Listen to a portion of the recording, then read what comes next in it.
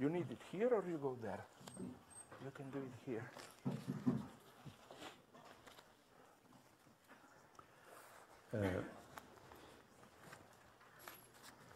Naturally, it's very difficult to say anything after that, because if I go on the ways you open, we are here tomorrow. Why not?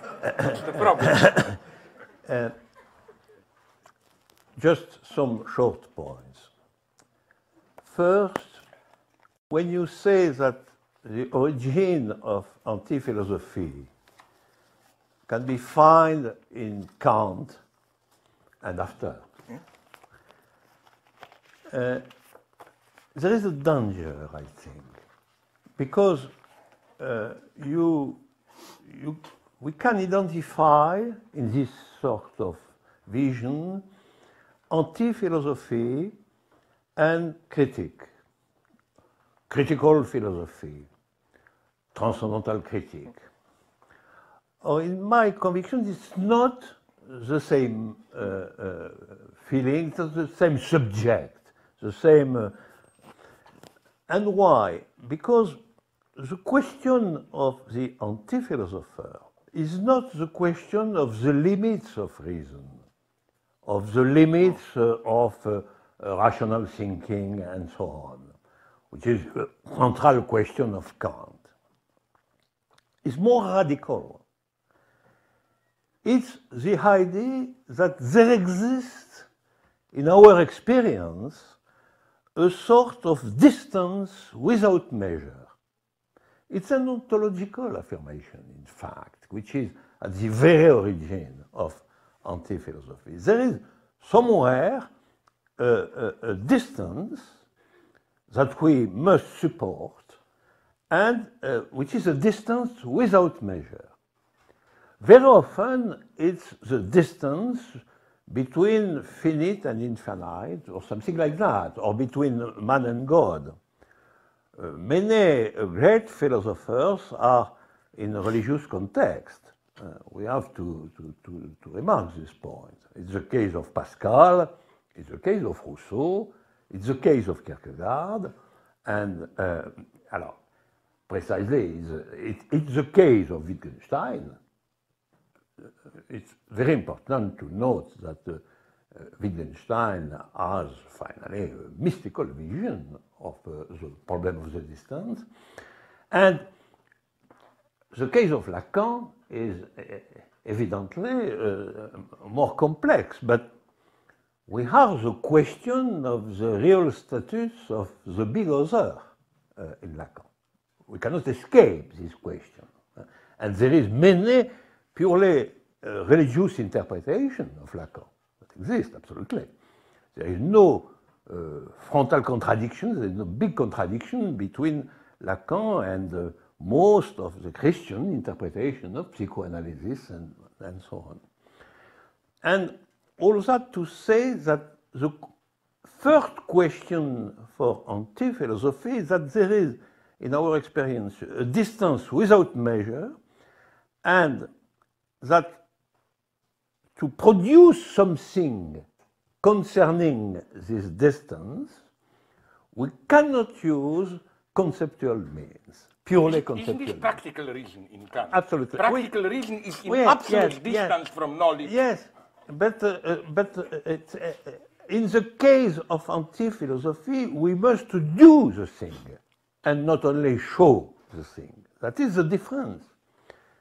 There is something which is inside philosophy in Kant, because practical reason is the theory of the categoric imperative. It's not a decision of Kant himself. Yeah, I got it. Yeah. It's very important. In anti-philosophy, we have the necessity of a testimony of the anti-philosopher himself as a singularity. It's a practical decision, and the transmission of the experience of the distance without measure is a personal transmission. It's a personal transmission.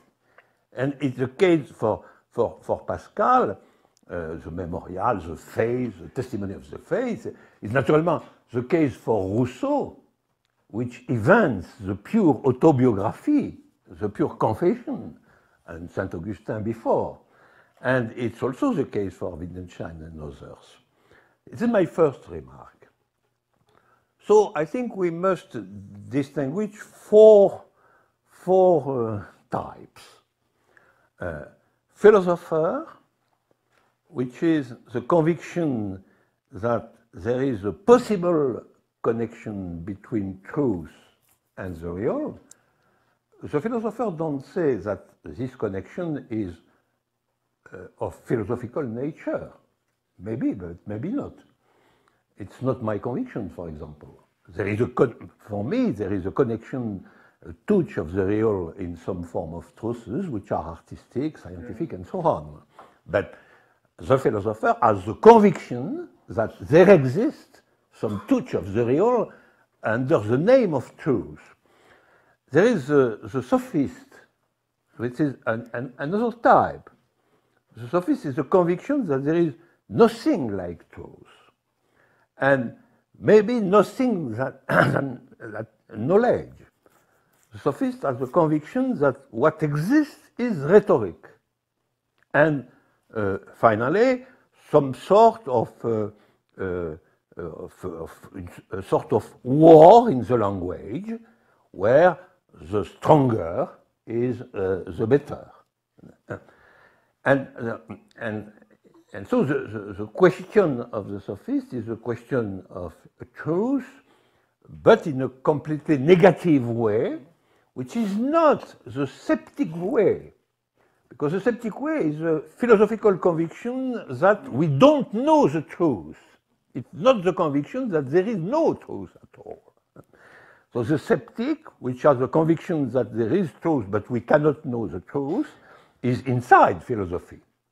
The sophist is not, because his conviction is that there is nothing, truth is a completely empty word, that there is nothing like that, and that is, there is no interest in truth. But there is, finally, what exists is the language, exclusively. That is the sophist. The philosopher, sophist. Third type, the critic. I name it the critic. It is not exactly a philosopher, because the conviction of the critic is that we cannot really know the truth. And it's a figure of, I agree with you, it's a figure of the two last centuries, which begin at the 19th century, and which is also the vision of the deconstruction and so on, and which is also the idea of an historical end of philosophy as such, metaphysics and so on. And generally, the critic writes some essays. There is no big book, construction, systems, and so on. And finally, there is the anti-philosopher, which is different from the three others. And anti-philosopher is something which pays the price of its proper life, his or her proper life, as the testimony for the distance, for the distance without measure. And it is why, when we have an anti-philosopher, we have a narrative concerning his life inside the text. For example, the relationship of Kierkegaard with a woman is a constitutive part of the development of the thinking of Kierkegaard.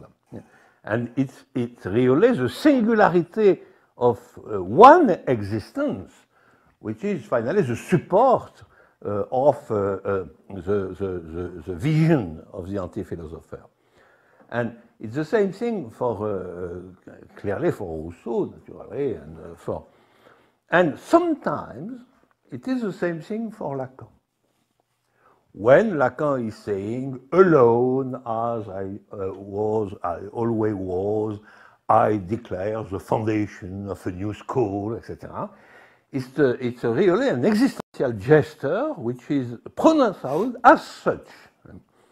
And there is short but numerous and very important passages of Lacan which are of personal declarations. So, 4 types. It is my first remark, which is not at all a contradiction with my favorite hysteric. And the first one. The second remark, the short remark, is concerning Lacan. I agree with you, finally, there is a fundamental ambiguity. It's true. It's true. And there is a way in direction of something like classical rationalism. Knowledge, matheme, and progressively, in fact, disparition of the subject in the sense of the subject in the first part of it's something else. It's something else, and the substitution of the question of jouissance to the question of desire is very important. And finally, there is an ambiguity because all this way can be said anti-philosophic nature, but can be said also of philosophic nature. Absolutely, I agree with you on this point. And but with complement that if the way of Lacan is finally of philosophic nature, it's in a way which is much more, in my opinion, of classical philosophical nature than Hegelian philosophical nature. Something like that. Much more Descartes or Plato or Aristotle than Hegel. And we can note that Hegel was very important in the first part of the work of Lacan. There was a constant discussion with Hegel at the beginning of Lacan and not at the end. My second remark. And to finish,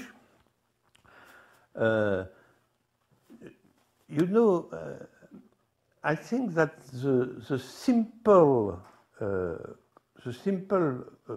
conviction that there is somewhere a distance without measure is not by itself sufficient to give a definition of the anti-philosopher, because we must add this distance cannot be proved or experimented inside a conceptual framework. This is the second part. And it is why when somebody says that I am an anti-philosopher because, in a certain sense, I admit that there exists a distance without measure, which is finally the distance between individuals and subjects. An immanent distance between individual and subject, which is without measure. Why? Because to become the subject he or her is able of, the individual must be transformed by something which is not reducible to him or her, and the name of which is event. An event is really something which creates a new possibility, and this new possibility is the possibility for the individual to become a subject. All this machinery is a machinery which implies that there exists something like a distance without measure. But it's not true that this distance without measure implies by obligation that no conceptual means have been able to think this distance. And so I am not an anti-philosopher in some sense, but a philosopher of the distance itself. A philosopher of the distance itself. And so the philosopher which is very near the anti-philosopher because he says, as the philosopher, that there exists that sort of distance which in the common world is without measure between individual and subject, which is also the distance without measure, for example, between democracy and communism.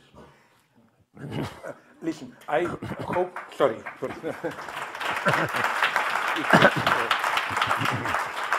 I propose that I will literally just reply in 20 seconds because I think it's the time to pretend that we are in democracy and so on. I first, just to literally two remarks. First, I deeply agree with you, this wonderful formula, yes, absolute distance, but within philosophy. You, my friend, provided the best definition of what Hegel wants here. You see, like, okay, this is Hegel for me. Second point, you know, it's nonetheless more, I see your wonderful point about the difference between Kantian criticism and anti-philosophy. But you know, there is a path from Kant. For example, when you say personal, but already Fichte make that step, you know, when he says what philosophy you choose depends on what type of a man you are. There he is the first to directly refer to a non-conceptual person. So, as it may surprise you, but as I promised, I stop now. I know it's strange, but I stop. C'est très belle formule, ça. Distance, mais comme philosophe. All right, I think we're open for some questions from the floor. Did you do a good communist job to undermine bourgeois democracy? You wrote them and distributed the question in advance. Okay. I knew you would. Somehow I knew it would be you. Do you need maybe? Yes, you do. For the working classes back there. Absolutely. And for the lumpen proletariat.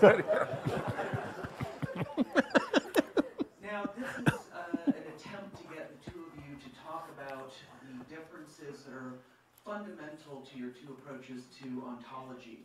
Despite there being a certain amount of overlap, nonetheless, I think there are some important discrepancies that would warrant discussion here. And what's interesting is Lacan in the 19th seminar, 1971 to 1972, just before he went downhill, according to you, Slavoj, he, in one of those sessions, is talking about two of his, for lack of a better word, what we could call axioms that are linked to one another. The first, le grand autre n'existe pas, the big other does not exist. And then, there is the one.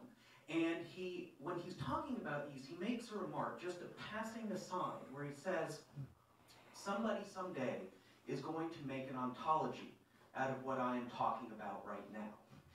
And arguably, both of you seem to be philosophers, or, for instance, Bruno Bostiels calls you an anti-philosopher slightly, but both of you are philosophers who clearly your projects in certain ways involve developing this.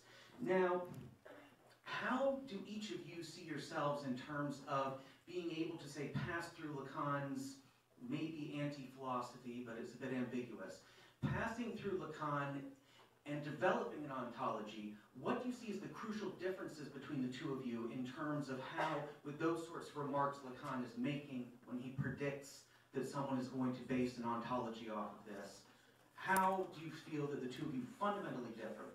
Apropos your, you might say, philosophical development or deployment of these resources of Lacanianism?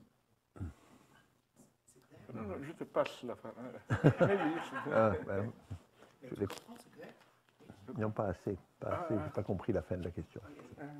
Tu me résumes la question? Non, Lacan dit que quelqu'un dans le futur va développer une ontologie de ce que je dis. Oui. Donc, est-ce que c'est nous deux qui le font et quelle est la différence entre nous? Oui, mais c'est une question de semer la différence dans la force du peuple, ce qu'il essaie de faire.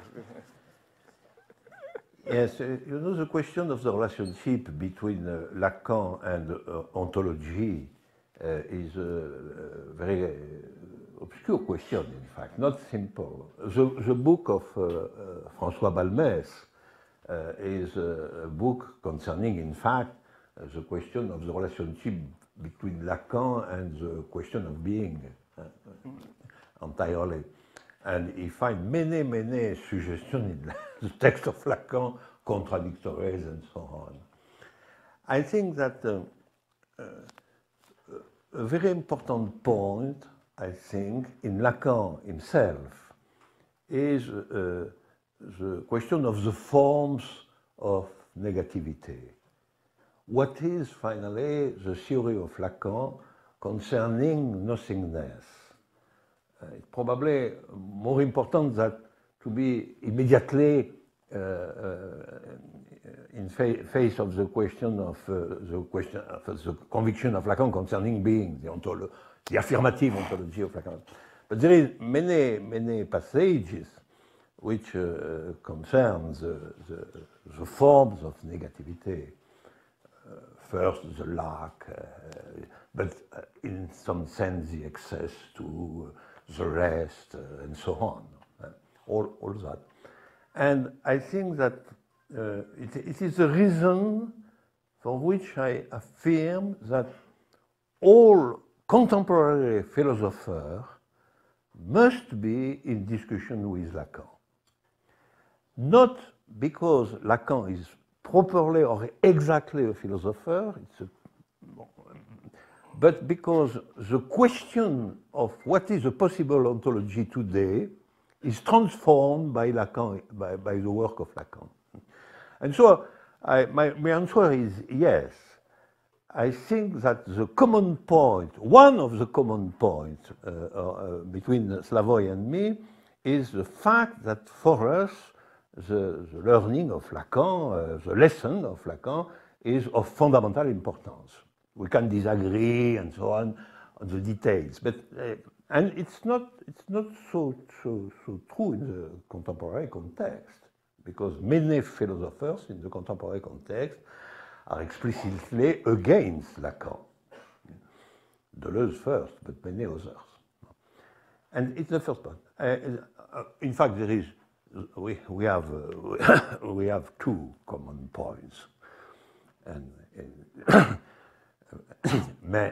even if I am the master and Slavoj the hysterical type, it's not completely true, maybe. Now you sound a little bit hysterical. Well, yeah. But I recognize that you have the seduction of the hysterical. No, but we have I think three points. First, the conviction that philosophy exists, but it's not the common idea today. The conviction that the philosophy exists, and a variation concerning this point is that we have the conviction that Hegel is alive, is not dead. We are not the same Hegel, maybe, but yeah, we can see that in the text. Hegel is of great importance for us. It's the first point. Philosophy exists, and as a consequence, Hegel exists.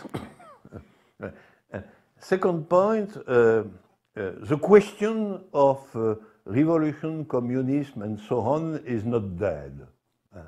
So we don't affirm the death of the sequence of the two last centuries.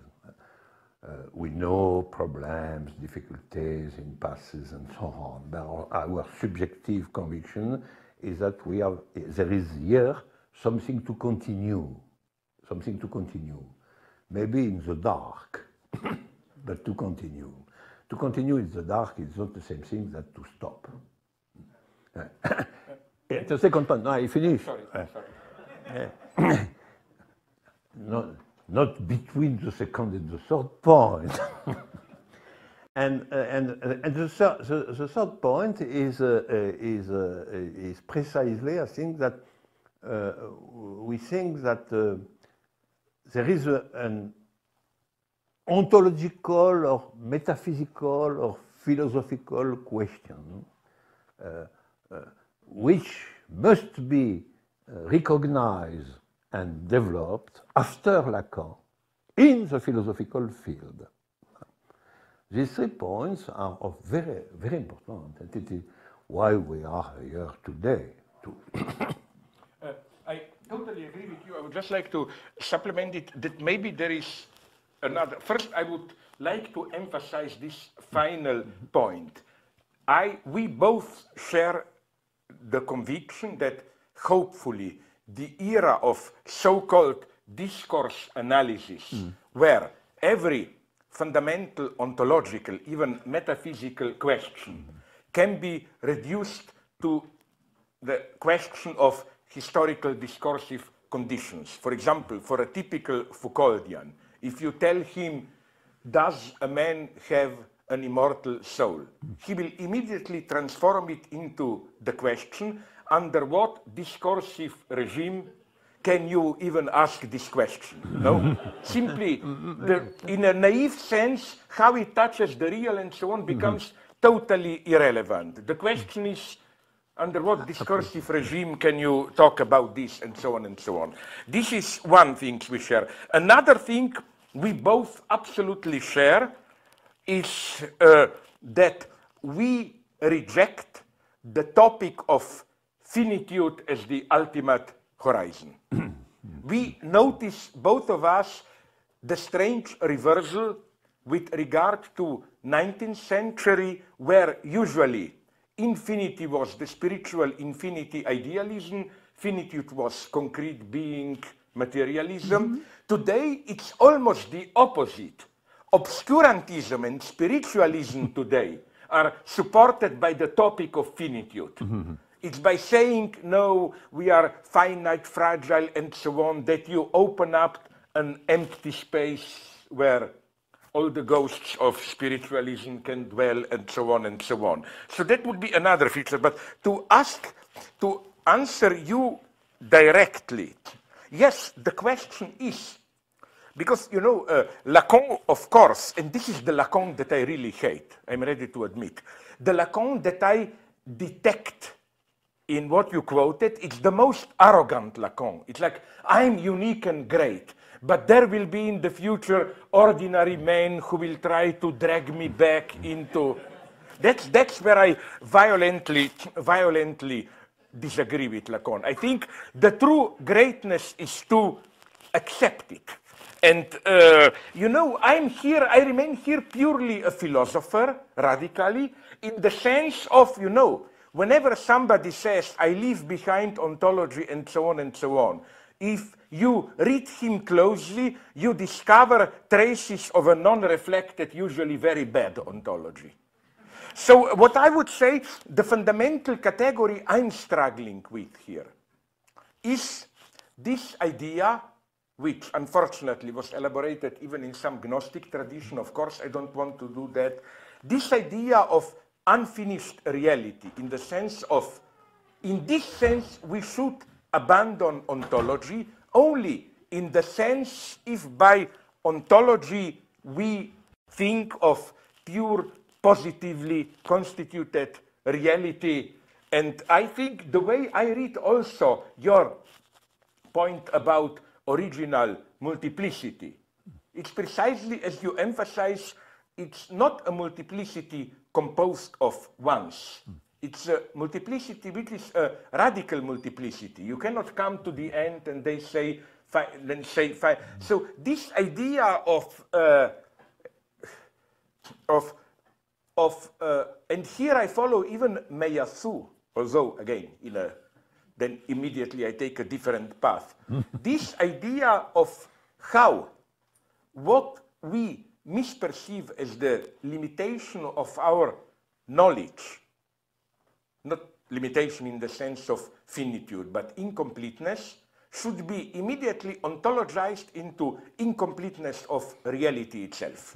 This is how I would have read. I try to do it now in a materialist way, outside all the bullshit about how our mind creates reality, the lesson of quantum physics. This terrible lesson that really, in itself, things are not fully constituted. In this sense, I am against the ontology, this full positive ontology, which I find, in spite of all my admiration for Lenin, for example, in Lenin's materialism and empirical-criticism, where the problem becomes, you know, are there really things outside there fully existing? And this asymptotic, I think what we share is total opposition to this asymptotic notion of truth. There is full reality out there. We gradually but never perfectly approach it. Where? No wonder you know who admired deeply materialism and empiriocriticism. A ferocious anti-communist, if there ever was one, Karl Popper. You notice that. In spite of all his criticism, he said, but material empiriocriticism, Lenin is excellent there. No, I claim he is not. But nonetheless, to play the bad guy, I totally agree with you that the problem is with these different forms of negativity. Now, playing a bad guy, maybe here there is some difference between the two of us. Where you say multiplicity and void, I would try to read maybe more of some kind of negativity, which I take from Hegel into this void. Because I know you don't mean it in this way, but you know, my primordial fear is that, I'm not saying you do, but some people do, namely is to reading this multiplicity and void into a kind of Orientalist Buddhist position, you know, multiplicity of phenomena against the background of void as a kind of a zero primordial abyss and so on. That's not the void which is my void. My void is more of an obstacle, failure, catastrophe. It's a more violent, dynamic void. But we don't. But these are absolutely fundamental questions. We cannot do it now. Unless Alain wants to respond? No. Oh, yeah, you have it there. Go. I want to ask a further question about the link between ontology and freedom, which in this case, in the context of talking about Lacan's anti-philosophy, we could link to the act. Now, Alain, in your work, for instance, in your seminar on the anti-philosophy of Lacan from the mid-90s, you talked about the act and how Lacan treats it as quite central to marking him out as an anti-philosopher. But here, Slavoj had his own way of bringing you into proximity of anti-philosophy.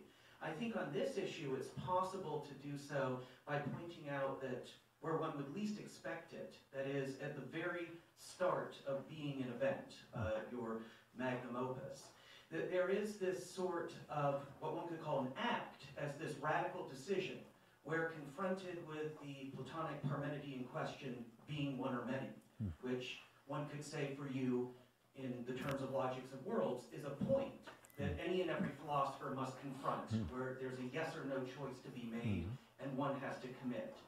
You wager, in the form of the axiom, the one is not. But that is a decision which, as you indicate there, cannot be grounded by appeal to some sort of guiding intuitions or some meta level vouching for the choice one way or the other. And this might be Sartre's shadow still in the background in terms of him as one of your three masters in 20th century French thought.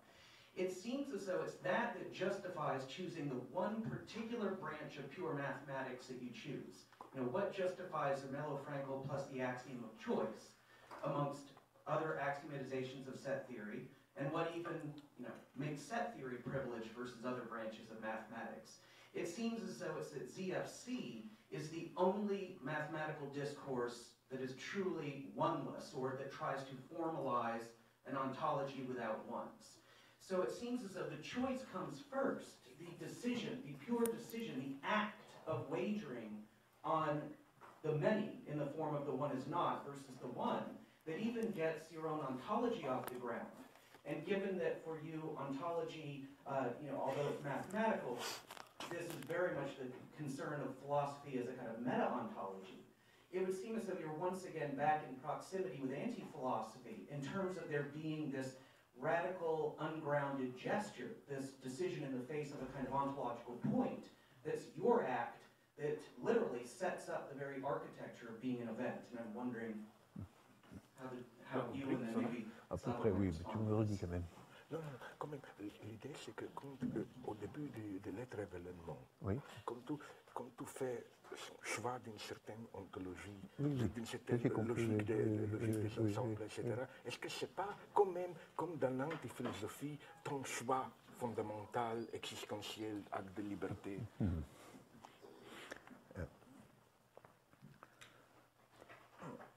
The point is to return to my goal in philosophy. Why philosophy is for me something interesting. Finally, there is always something like that in every biography of a philosopher.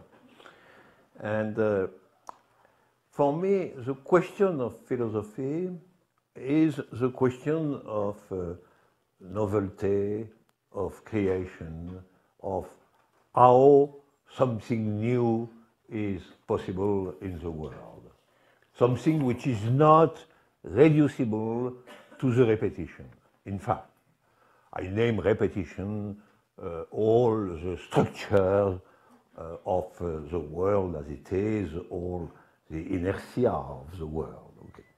So, is there something which interrupts repetition? And what are the general conditions of that sort of interruption? And naturally, behind all that, we have the condition of the creation of a new trend in artistic creation, political revolution, love encounter, and so on, a new theory. All that are the concrete forms of novelty. So, my problem is not the existence of something new, because for me it's a fact. There has been and there exists something new. There exists a great love, patience, artistic creations, scientific theory, and political revolutions.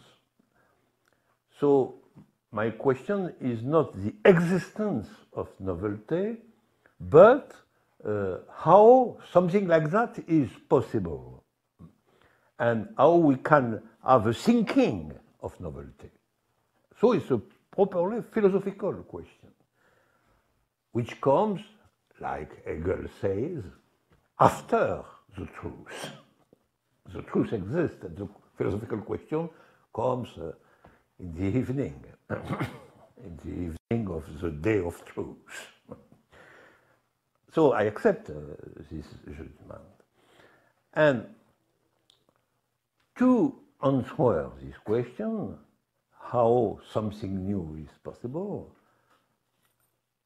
how we are not under the laws of repetition, we are not absolutely under the laws of repetition, I must propose an ontological framework. Because without an ontological framework, we cannot understand what is new, precisely. What is new, we must construct an ontology of repetition, precisely, of the universe of being as it is. And my decision concerning this ontology is not of is not of the decision to take mathematics. The decision was that an ontology which is not a theological ontology, which is not under the potency of the one. That is my question. What is an ontology which is not under the potency of the one? I agree with Heidegger on this point, in a text which you can find in the big book concerning Nietzsche. That is, Heidegger says that finally we can define metaphysics by the potency of the one. So it's not only forgetting being and so on, it's more precise. The organization of the potency of the one, that is metaphysics. Okay. So if I love weakness and not potency, like Lacan said, I have to love multiplicity and not the one, and not the big potency of the one. So I propose an ontology of the pure multiplicities. And if we have an ontology of the pure multiplicities, the difficulty is that we have without one. So multiplicity of what? Not of elements. Multiplicity of multiplicities, like Slavoj. And it's at this point that I search in the direction of mathematics. Only at these points, when my conviction is that contemporary ontology is by necessity an ontology of multiplicities. It's not mine only, it's also the conviction of Deleuze and many others, against the potency of the one, and radically, that is, multiplicity is multiplicities of multiplicities. And so there is no stopping point in the analysis of multiplicity. If something stops, we are in the void. There is nothing at all. Because if there is something, something is a multiplicity. So the connection between multiplicity and the void is not a duality, a metaphysical duality. Void is the immanent nothingness which is inside the multiplicity as the multiplicity of multiplicities. Okay. So that is my choice. And after that, in this framework, we have to understand the possibility of something new, and so it's the theory of an event and so on. We cannot explain all that today. The point, the very important point, is that the element of pure decision, the personal element, has been the conviction that in the contemporary situation, the context to examine the possibility of something new is an ontology of multiplicities, of pure multiplicities, that is, multiplicity without one. This point is very, very, very important. Biographically, naturally, one says that why is the question of novelty? It was certainly first by political education at the light of May '68, so something uprising like a very condition of true life. So the conviction that a true life cannot be a life inside repetition. But it's a very general biographical point, I think. I think it is really many subjects, the conviction of whom is that true life is repetition. It's a point of view of the state. It's a point of view of the order itself.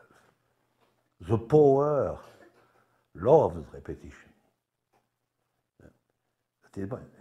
But a thinking which cannot be ordered by the power is, by necessity, a thinking of disrupting the repetition itself. can I just now to return to this question, because so would you agree with him? His, if I got you correctly, Alain, point was the following one. So now, sorry if I speak as a police interrogator. So now you admitted that you had first some kind of existential decision how to think something new and so on, and based on that, you violently picked out one mathematical theory among others. The reasons were not to be naive, you look around which theory is better or whatever, you simply picked out of the multiplicity of mathematical theories the one which fits this. His reproach, if I got it correctly, is, aren't you here close to some kind of anti-philosophical gesture? And if I may just, and then I give it to you, very brief remark, really brief. You know where maybe there is a difference between us? There is no one. We agree here. But for me, this is not just a fact there is no one, but this is a positive obstacle. The one always fails, the failure of one, which gives us two, but not the two of this Oriental bullshit, yin-yang in balance. So my problem would be, I put it in very abstract terms, I would like to have in your multiplicity already some form of the two. Two is crucial. I agree here with you often, but I stop here. Well, it's a technical question. Maybe it's a too technical question. Oh, okay. Precisely, the form of the two in the pure multiplicity is a distinction between element and party, element and subset. Yeah. And the distinction between how a subset in the set and how an element in the set inscribes in the multiplicity itself a fundamental duality. And the development of this duality is of capital importance in being an event, naturally, because finally it's also the question of the state, the question of the excess, and also the question of what is a generic set. That is the ontological form of a truth.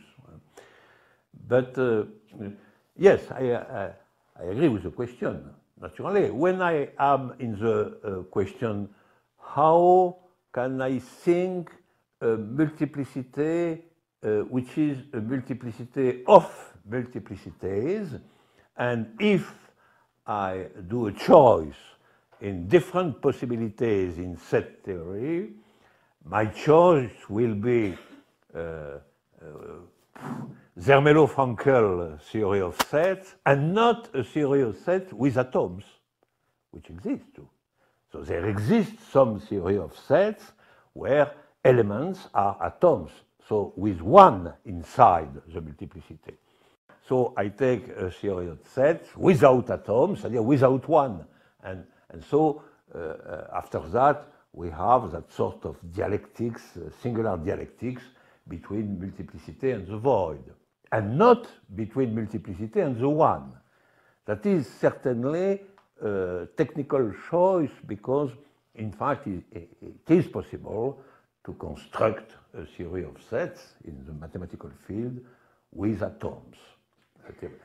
Parce que it's not the choice of Democrite or Epicure. It's not multiplicity of atoms and the void. That is very important. It's in immanent dialectics of multiplicity and the void by the mediation of the fact that multiplicity is always multiplicity of multiplicities. But in the classical atomistic materialism, it's not the case. Because in atomistic materialism, multiplicity is multiplicity of ones, atoms. And the void is a general context in which we have atoms, precisely. So it's not that sort of atomistic materialism, it's something else, but naturally it's a choice. But it's the choice which is, I think, not really biographical, existential, or a tragic choice, like the question for Kierkegaard of marriage. It's not exactly like the question of Kierkegaard of marriage with Regine. It's a more quiet question and more technical. It is why I don't think that it is really a trace of anti-philosophy. I think we really are getting a little bit late. How are you guys doing? Want any more questions? Or there are two hands being raised there. Maybe we can. Alors the two. The two. Come up and take a microphone. No, I don't need a microphone. But the rest of the people need it. Oh, cannot hear me? No. Yeah.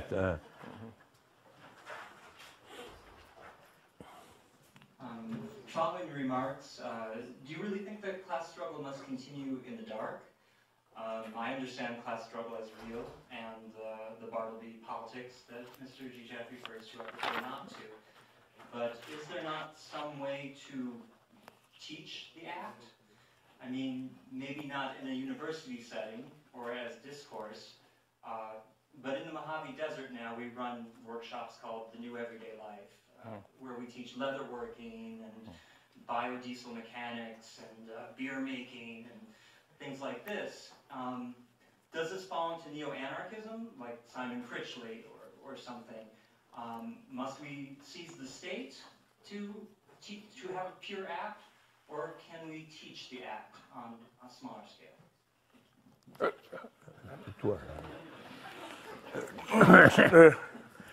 No, first, I was accused, among others, by our good friend Peter Holward, who said that I'm inconsistent. Sometimes I say, do nothing, wait. Sometimes I wait for some big suicidal act. Sometimes I propose pragmatic measures. Can't I decide?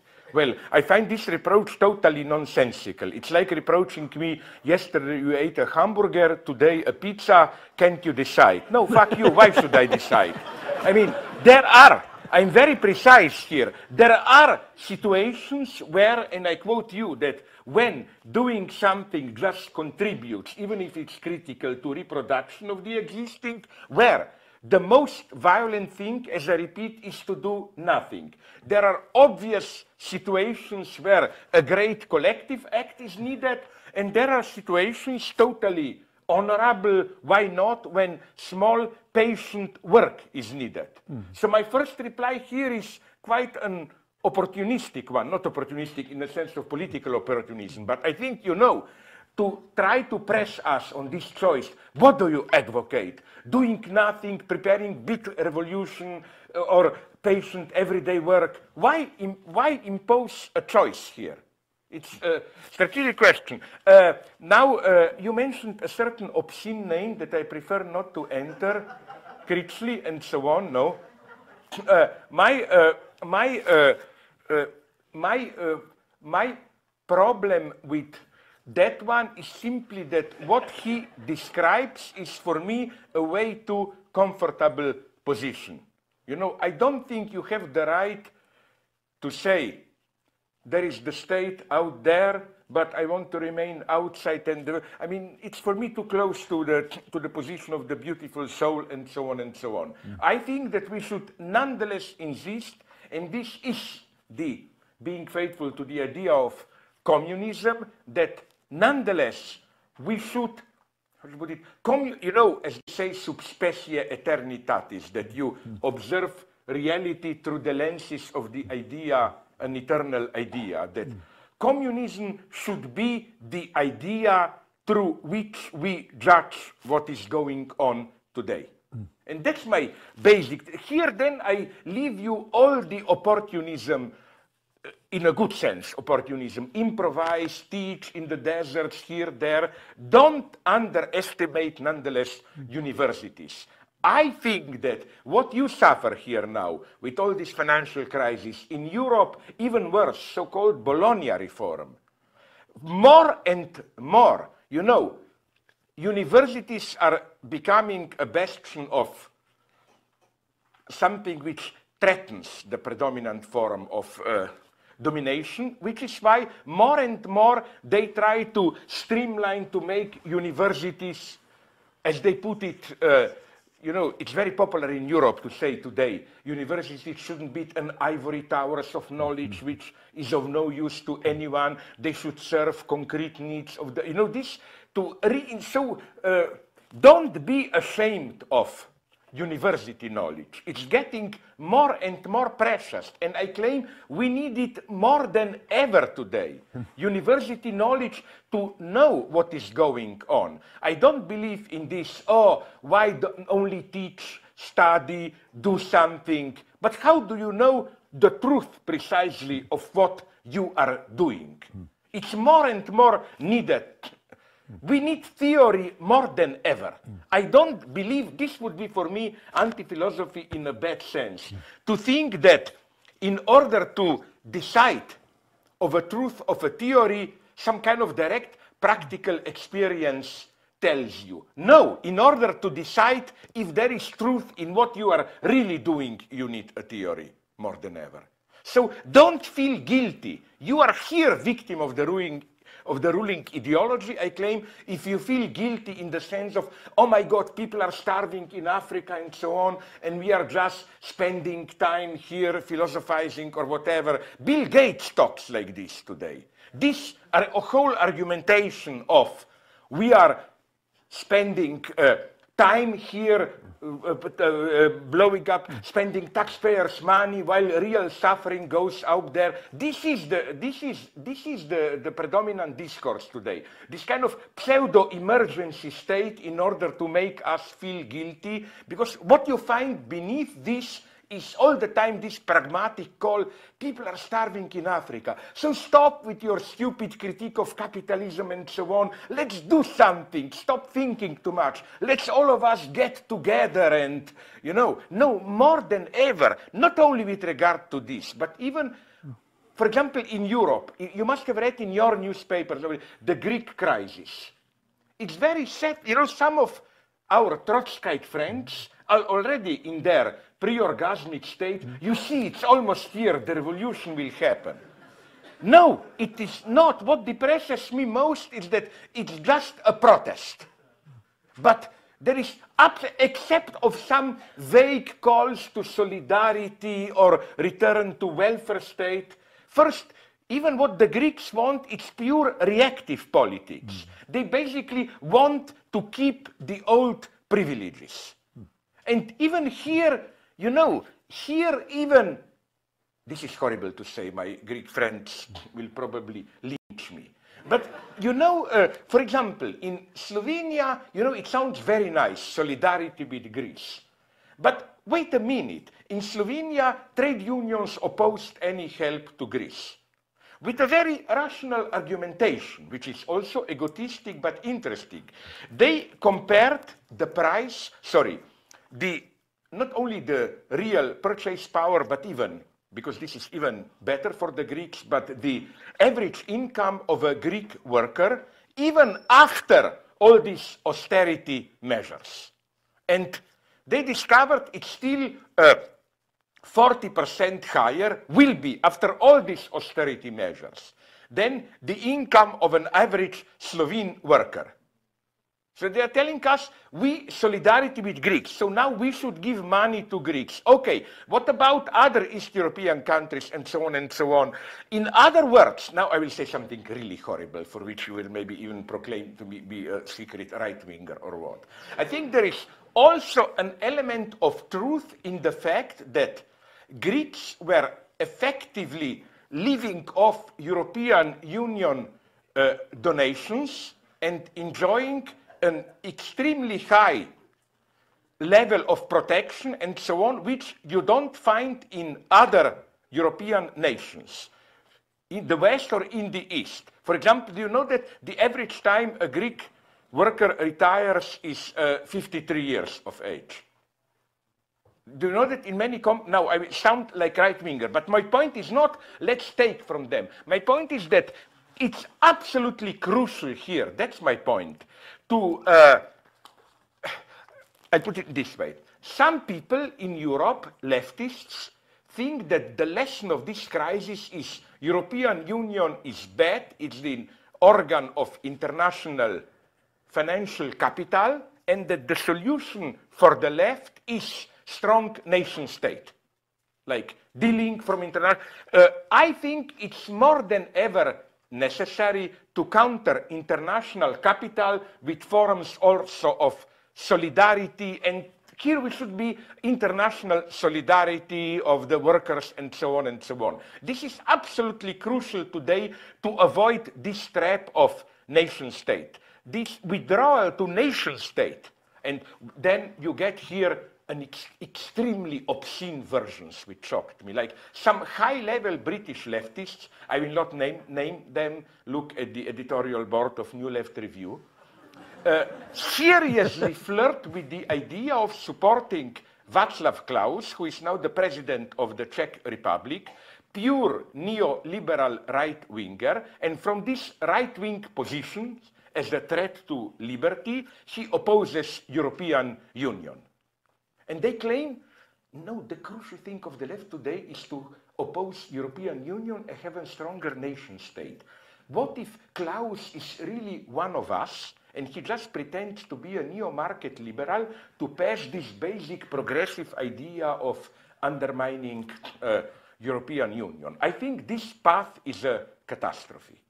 I think that it's so important to insist that since capital is global, the only way to counter it, it's not nation. If we found resistance at nation-state levels, then this is the ideal field of the capital, which then can play one nation against the other, outsourcing and all those games. Everything will be decided at this level. And here again, we need theory. What they need in Greece is theory. That is so depressing for me if you follow the Greek events. Absolutely, it's just, you know, popular fury. So what I am afraid is that when people will be disappointed by the impotence of leftist demands, you will get the right-wingers. You will get other types of national. And this is the true catastrophe of the European left today, as I like to repeat. How, my God, this old polarity of two main parties which address all the population, center-right, center-left, and then some fringe parties, is being replaced by another polarity. One big, let's call it liberal capitalist party, usually tolerant, pro-abortion, blah, blah. And then the only opposition, a violent anti-immigrant, openly racist party. It's happening, that's the catastrophe, in Eastern Europe, Syria, Romania, Hungary, even in the West, Belgium, Netherlands, and so on and so on.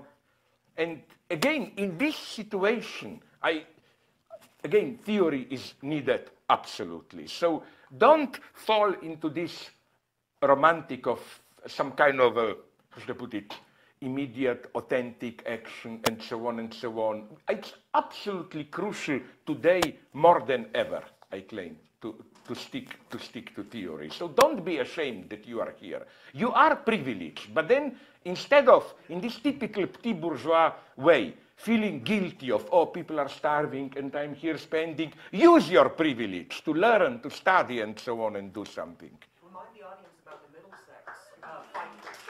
Yeah, another example, yes, Middlesex University, philosophy department cancelled. Here you can see how real are these struggles, my God. Definitely, it's incredible under what target all around Europe is today this so-called useless higher education and so on and so on. So again, if you play this game of who needs useless academic knowledge, you are playing the game of those in power. But okay, let's not lose time. Yes, one word. You know, the global situation today, one remark, you observe how we pass from a very precise question, is Lacan an anti-philosopher, to something very different. What is the planetary situation today? But it's a very interesting logic. The global situation today is a situation very near the situation in the middle of the 19th century. You have a situation where practically the capitalism is the future for everybody. There is no idea, in the strong sense of the word, of something else. And it was the case during the first part of the 19th century. So the question of action, of what we must do and so on, is a very difficult one. What is the way in the 19th century? We find two different things. First, some revolts, some actions, some process of organizations, which are in the form of multiplicity for the case. There is no unity of all that. There is action of the class of workers in France. There is nationalist action in small countries and so on one side. And on the other side, we have a very important intellectual production. We have Marx and Engels who read Hegel. And there is no contradiction. There is no contradiction. I agree completely with Slavoj on this point. Maybe at another stage of the situation, we can understand what is exactly the unity of all that and to construct a form of unity of all that. For the moment, the situation is that all practical experiments concerning a new possibility in the field of politics are good things. And we have to examine the sense, the orientation, the new invention of all local experimentations. Okay, but on the other side, we have to do strong and new intellectual production to understand and unify the situation. And the most important point is to have a global idea. Without a global idea, the multiplicity is condemned at term to failure. Because we must oppose to the global vision of capitalism at the hand of human history and other vision. It's an obligation. It is in the context of a new idea that we must examine and participate to all forms of revolts, innovation, new form of organization, and so on. That is the situation today.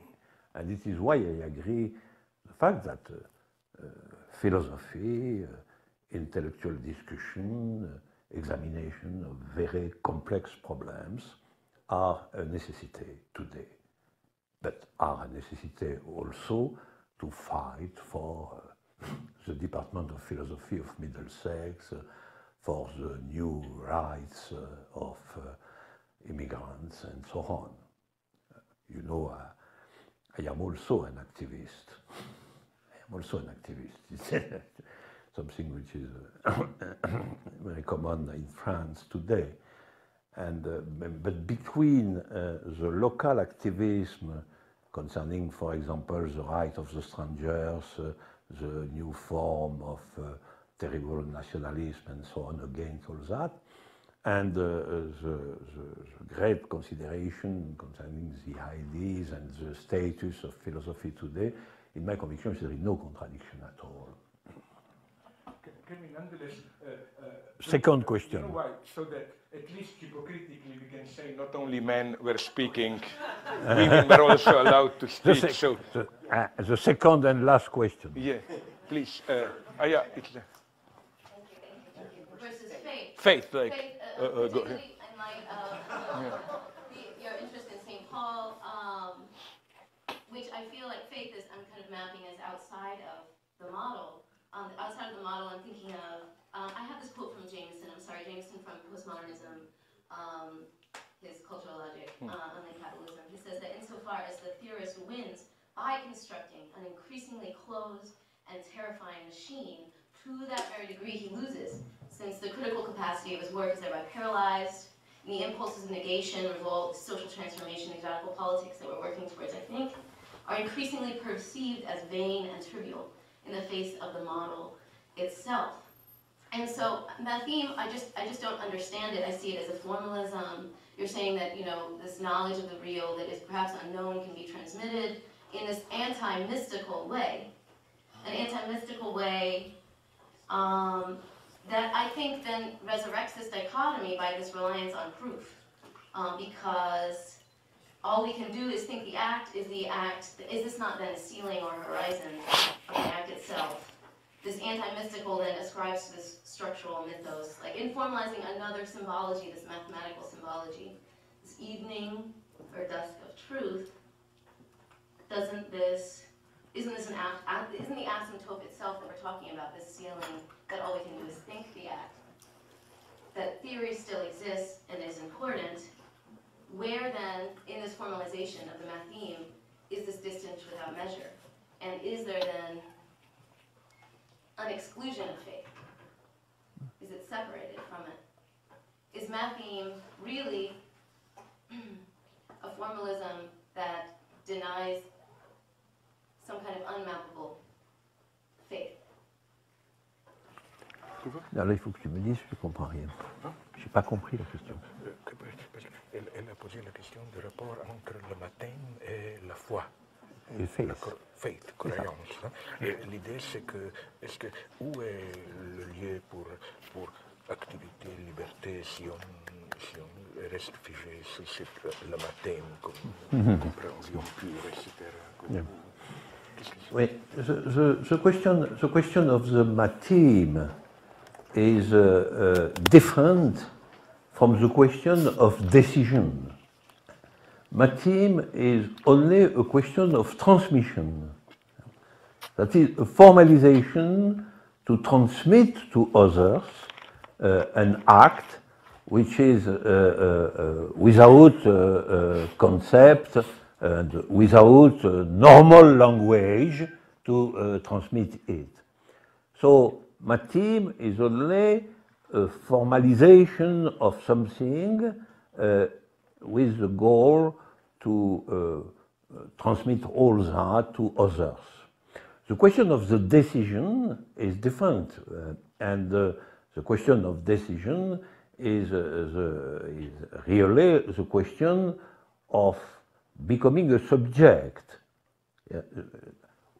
The name faith in Paul, or what is the content of the name of the word faith? The content is that we accept the event.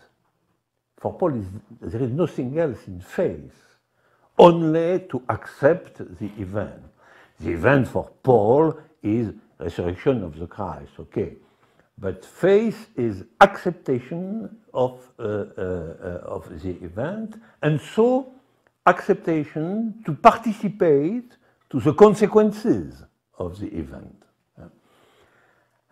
And if we are in the conviction that all what is new is finally the result of the consequences of an event,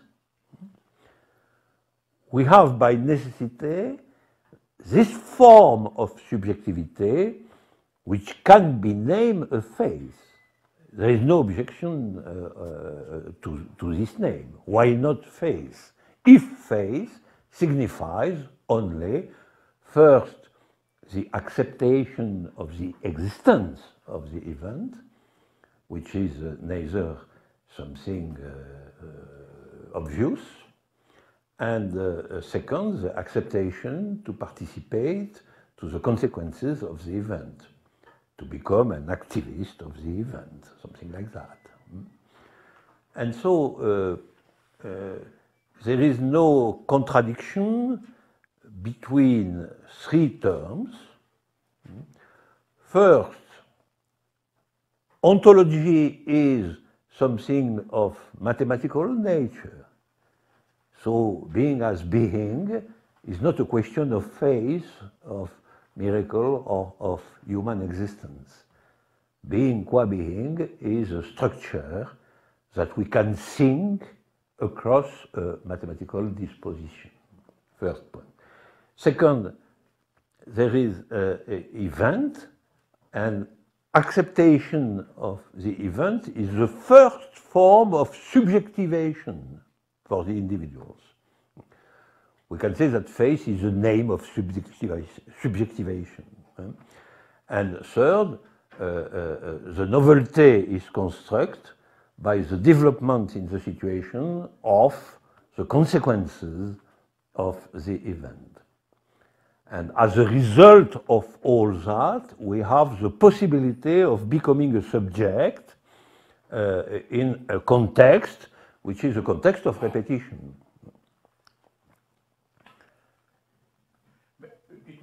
I was deeply impressed by your question because I feel I know what is bothering you. Maybe we should have explained more how Matheme function. For example, if I ask myself to give if I'm asked to give a clear, simple idea of Matheme, I always tell people, think about quantum physics. As everybody knows, Richard Feynman repeated this all the time. Nobody can understand quantum physics, and it doesn't mean we all bluff. It means these are certain formulas which work. If by understanding we mean, and this is ultimately what understanding means, translating this formula into our everyday experience of reality, you cannot do it. It resists translation into the universe of meaning. And if you want a political dimension to it, I would have said that maybe, just maybe, capitalism is more and more working in this way as a matheme. That is to say, more and more it works as some kind of a global machinery, and that the fact that it cannot be understood is what you said when you proposed a wonderful thesis that capitalism is the first worldless civilization.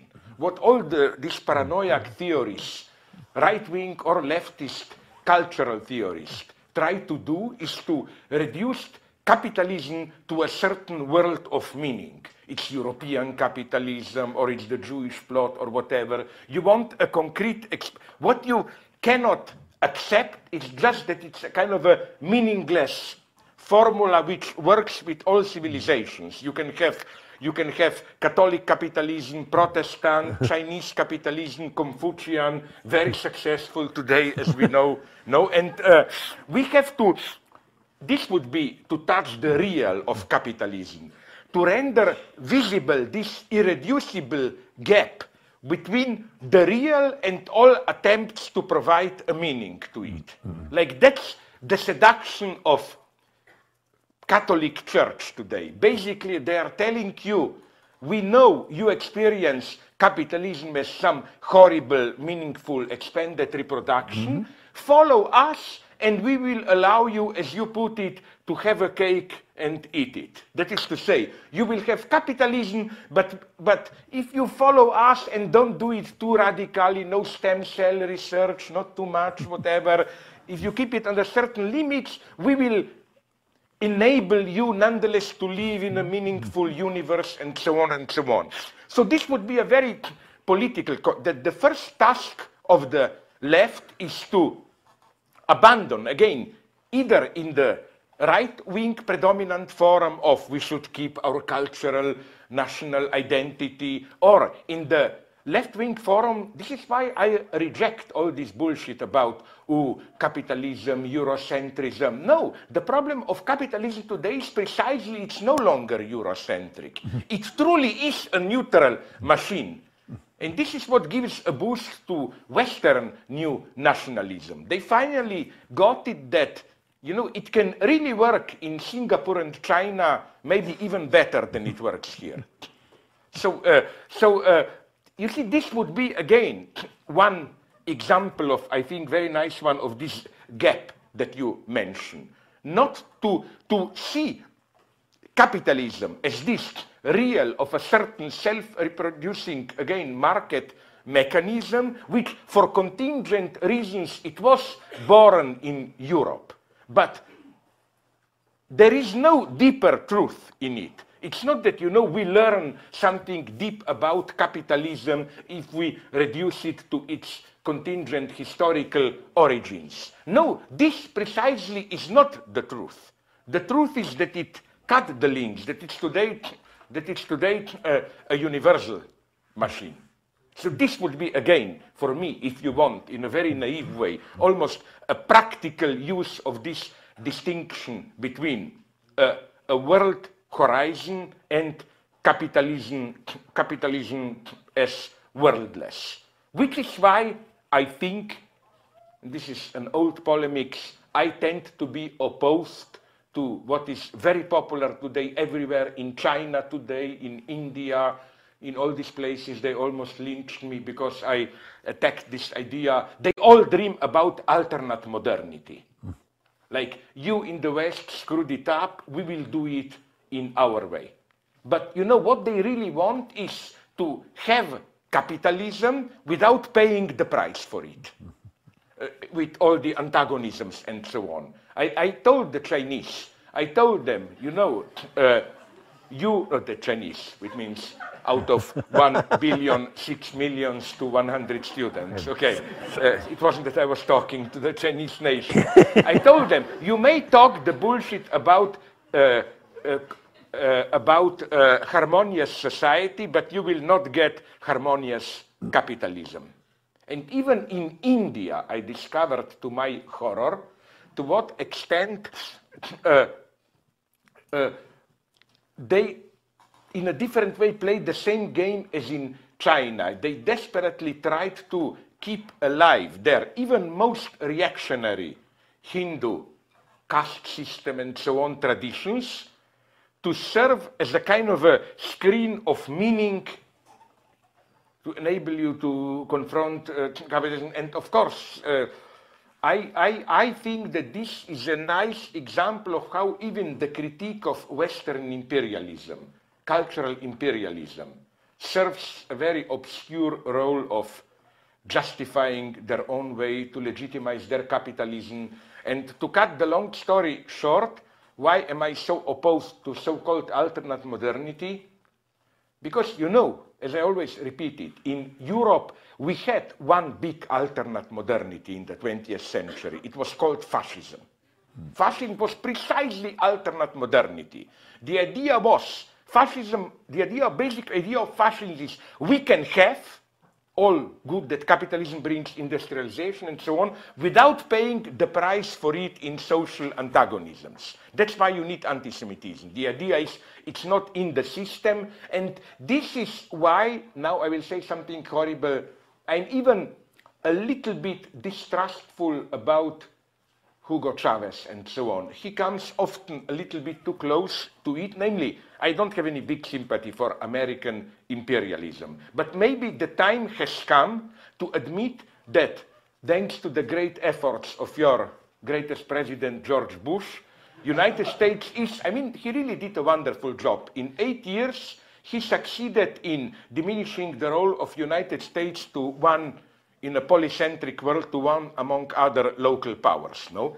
But what this means, I will tell you something horrible, but you should like it, is that, you know, it's no longer always absolutely automatically that United States are the bad guy.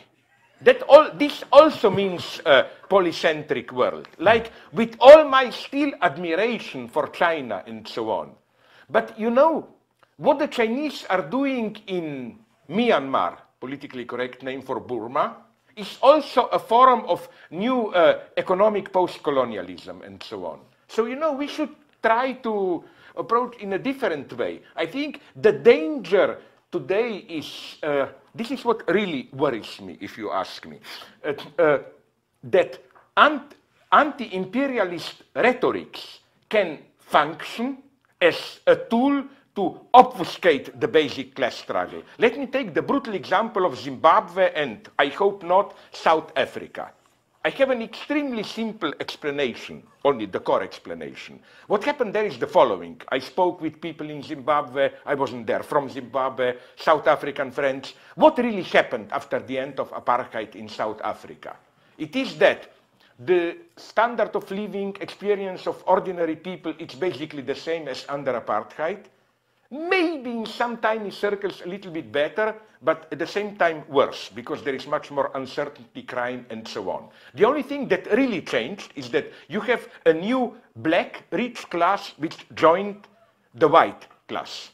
Now, to counter the disappointment of the ordinary people, the big temptation of and to obfuscate the class struggle, the big temptation of the new black ruling class is to play the race card.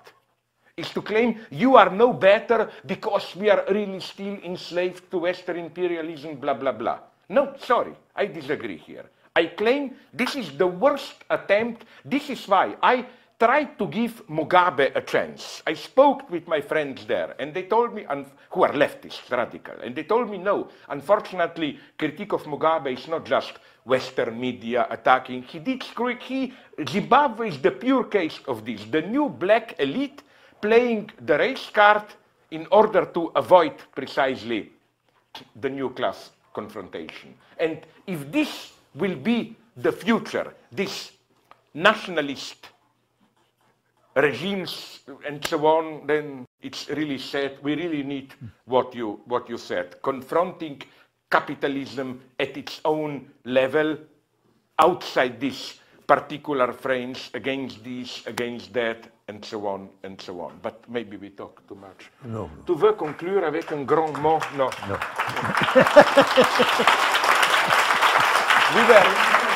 Is it 5? We were 3 hours. We are approaching these long Maoist sessions, you know, of self-criticism and so on. I think I'm around Cuba, right? Sorry? In Cuba, go all night. In Cuba, it's even, but this is why French call me Fidel, you know, like, I talk too much, but in Cuba, no, it's better there. When I was there, Fidel gave a speech which lasted 2 hours, and everybody was in a panic, like, is he dying or what, you know? Usually it's 6, 7 hours, no? I want to remind you all that Slavoj and Alain and Frederick Jameson and a whole roster of other wonderful speakers will be at our Wagner conference on June 1st and 2nd at the Hammer Museum. And please join us, come early. And once again, let's thank them for the great discussion. Salut mon cher. No, but